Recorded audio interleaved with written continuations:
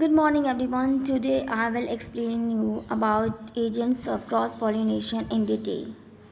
Very first, entomophily. It is a term used for insect pollination. It means transfer of pollen grain from one flower to another flower with the help of insect. Then it is known as insect pollination. And the flower in which pollination is done with the help of insect known as entomophilous flower. Most common pollinators are bees, wasps, butterflies, moth, etc. Entomophilous or insect pollinator flower generally possesses following features. Very first, flowers are generally large, brightly colored. They produce scent, nectar which act as a food for pollinating agents. And their pollen grains generally sticky and spiny in nature so that pollen grains easily carried with insects. Stigma is also sticky in nature and flowers are borne in clusters, means flowers are borne in groups.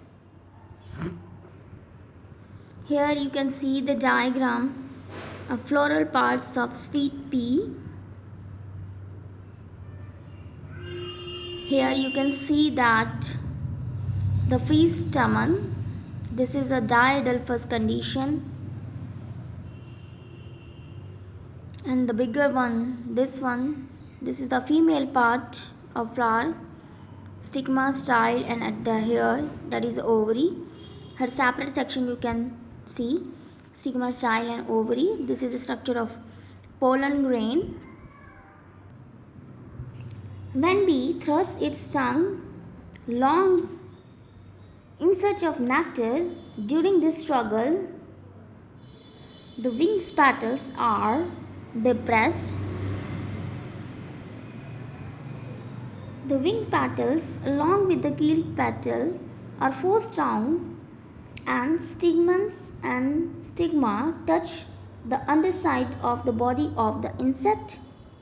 If insect already visited another flower, it may have some pollen on its body, and now the pollen is transferred to this part for further process of fertilization. This is the basic structure of sweet pea, that is a standard petal. This is the larger one. Here you can see individual standard petal, wing petal, and the next one is the keel petal. These wing petals are depressed during the struggle to obtain the nectar from this flower by the insect.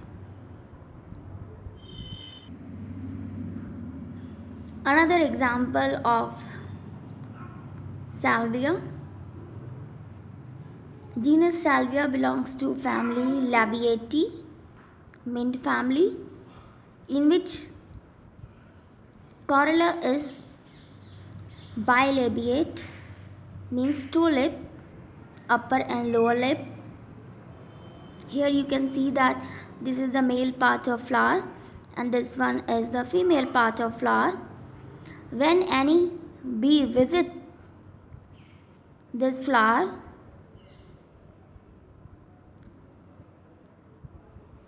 and you can see in the next diagram, pollen grains are just transferred by the bees. Here, deposition of the pollen grain on the stigma of another flower visited by the bee. You can see that the female reproductive part is just attaching to the upper side, the wings of this bee.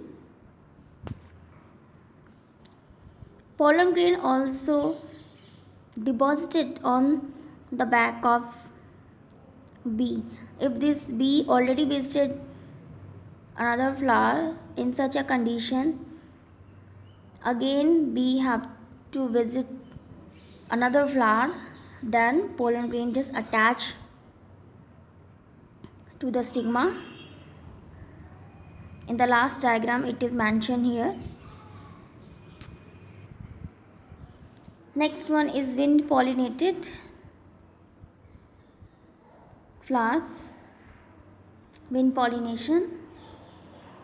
When transferring of pollen grain from one flower to another flower is done with the help of wind, then it is known as anemophily. And flowers in which pollination is done with the help of wind is known as anemophilous flower. Anemophilous flower generally possesses following characteristics.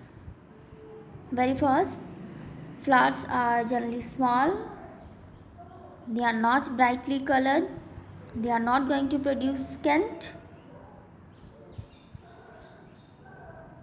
Stamens are long and hang out from the flower so that exposure to wind takes place.